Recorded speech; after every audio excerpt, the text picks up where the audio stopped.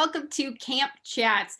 This is part of our virtual camp fair week, and I am managing editor Hillary Bird. I'm here with Jennifer Rosinia. She's a senior instructor at Erickson Institute who is going to help us today understand the benefits of camp and how it helps expand the interests and new interests of our kids. So welcome, Jennifer. Thank you. I'm happy to be here. We're so excited to have you, and you're in such a beautiful camp atmosphere. This is so wonderful. So how does learning at camp differ from a kid's experience learning in school? I think that's a great question. So if we start off by thinking about traditional schools, and I have to do a little sidebar, I think we're learning a lot more than we ever have. So I would like to think that maybe traditional schools are beginning to change.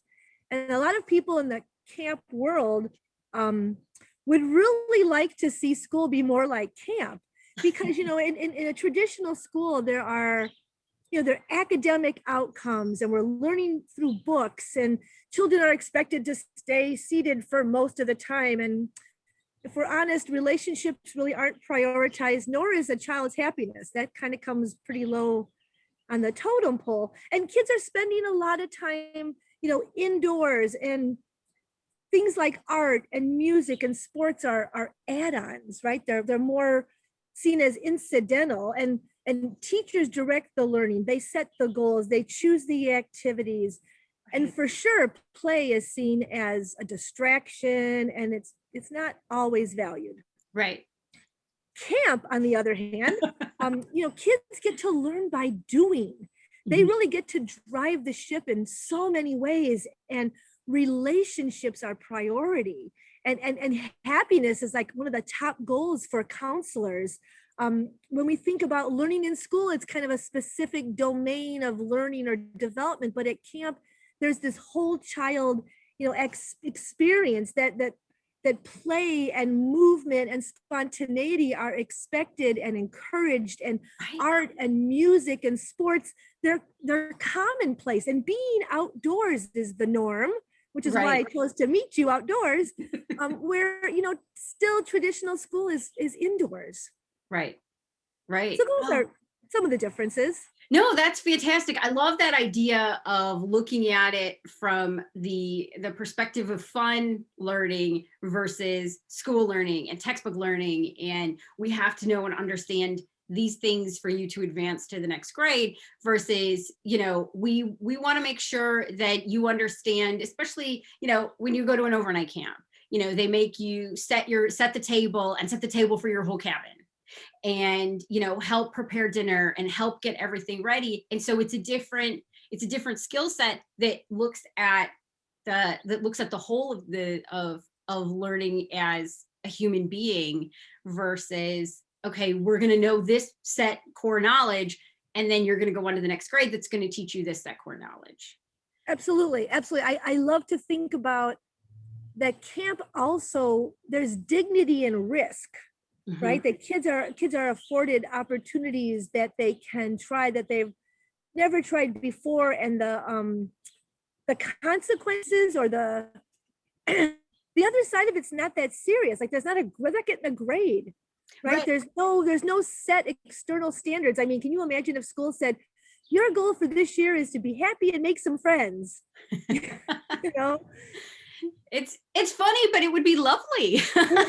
No, absolutely. And I think, at least, I teach at the Erickson Institute, so we look at early childhood a lot, and I think there are some wonderful shifts in our appreciation of the role of, enjoyment and relationships and total body experiences. So, and being outdoors. That's wonderful. Why is it's so important for kids to learn and develop those interests that they find and they learn at camp, but developing those separate from the interests of their parents, the interests of their family, and why is that so much more important in those kinds of things that they can get at camp?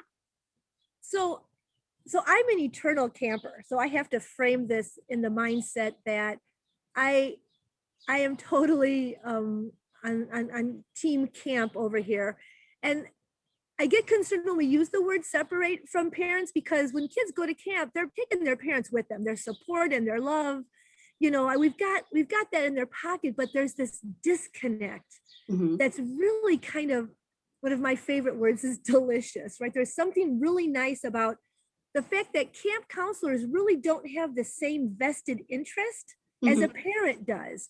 So a kid is able to try on new opportunities without all of that need to succeed and to make the parents proud, right? That they can they can make friends that they wouldn't normally make. There's this diversity of kids that come to camp that they may not have access to in their everyday kind of lives, right? That camp has children kind of flexing their self-confidence in a way we wouldn't see at home. They Mhm. have to be responsible for themselves. There's a sense of timing. You mentioned earlier about setting the table and preparing the meals. And while we might do some of that at home, there's just a different kind of communal working with others, cooperation that we just don't always get at home.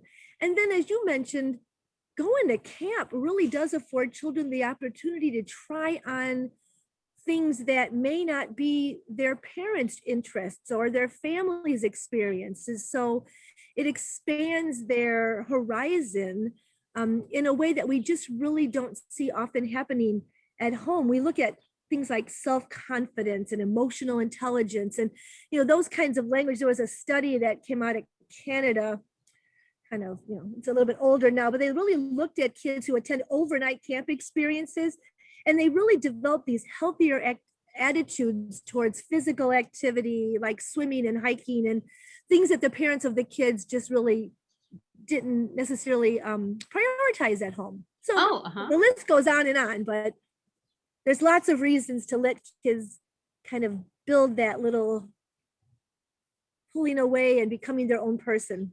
Oh, that's awesome. How can parents then help foster that and facilitate it when camp is over? What kinds of things, once my kid comes back from camp, what kinds of things can I do to help foster those new interests?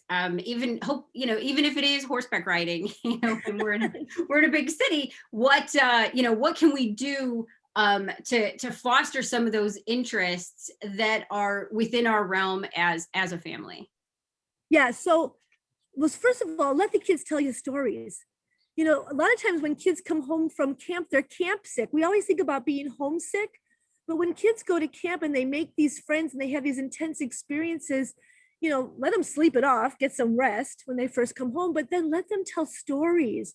Maybe Mhm. print out pictures and display them somewhere at home. Let them teach you things that they learn, whether it's a computer camp or it's making a fire somewhere in a park or in your own backyard, like we have the luxury of doing here. Um, Teaching you songs, letting them teach you what they learned. But then, of course, you could always kind of, search around and see, are there clubs? Are there social groups? Is there something on social media that I can hook my child into? Can we do some sort of research together?